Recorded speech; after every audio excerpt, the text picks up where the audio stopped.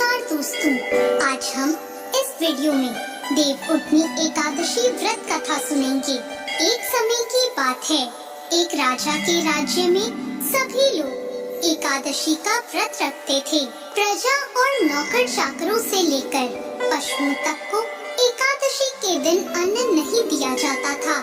एक दिन किसी दूसरे राज्य से एक व्यक्ति राजा के पास आकर बोला, महाराज कृपा करके मुझे नौकरी पर रख लें।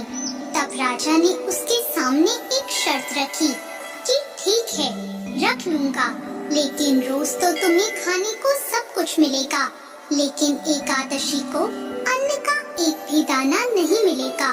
उस व्यक्ति ने उस समय हाँ कर ली। पर एकादशी के दिन जब उसे फलाहार का सामान दिया गया तो वह राजा के पास जाकर बोला, महाराज इससे मेरा पेट नहीं भरेगा, मैं भूखा ही मर जाऊंगा, मुझे अन्न दे दो। राजा ने उसे शर्त की बात याद दिलाई, पर वह अन्न छोड़ने को राजी नहीं हुआ। तब राजा ने उसे आटा, दाल, चावल आदि दे दिए और वह रोज की तरह नदी पर पहुंचा। वहां स्नान करके भोजन पकाने लगा। जब भोजन बन गया तो उसने भगवान को बुलाया। आओ भगवान, भोजन तैयार है। उसके बुलाने पर पीताम्बर धारण किए हुए भगवान चतुर्भुज रूप में उसके सामने आ गए और प्रेम से उसके साथ भोजन करने लगे। भोजन करने के बाद भगवान अंतर ध्यान हो गए और वह अपने काम पर चला गया। 15 दिन बाद अगली एकादशी को वह राजा से कहने लगा, महाराज मुझे दुगना सामान दीजिए। उस दिन तो मैं भूखा ही रह गया। जब राजा ने इसका कारण पूछा तो उसने बताया कि मेरे साथ भगवान भी खाते हैं, इसलिए हम दोनों के लिए ये सामान पूरा नहीं पड़ता। यह सुनकर राजा को बहुत आश्चर्य हुआ। वह बोला, मैं नहीं मान सकता कि भगवान तुम्हारे साथ खाते हैं। मैं तो इतना व्रत रखता हूँ, पूजा करता हूँ, पर भगवान ने मुझे कभी दर्शन नहीं दिए।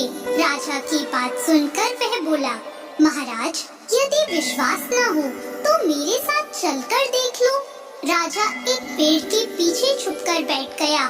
उस व्यक्ति ने भोजन बनाया और भगवान को शाम तक पुकारता रहा, परंतु भगवान नहीं आए। अंत में उसने कहा, हे भगवान, यदि आप नहीं आए तो मैं नदी में कूदकर अपने प्राण त्याग दूंगा। लेकिन फिर भी भगवान नहीं आए। जब वह प्राण त्यागने के उद्देश्य से नदी की तरफ बढ़ा और प्राण त्यागने का उसका दृढ़ इरादा जानकर भगवान शीघ्र ही प्रकट हो गए और उन्होंने उसे रोक लिया और उसके साथ बैठकर भोजन करने लगे। खा पीकर और उसे अपने विमान में बिठाकर अपने साथ अपने धाम ले गए। यह देखकर राजा ने सोचा कि व्रत उपवास से तब तक कोई फायदा नहीं होता जब तक हमारा मन शुद्ध ना हो। इससे राजा को ज्ञान मिला।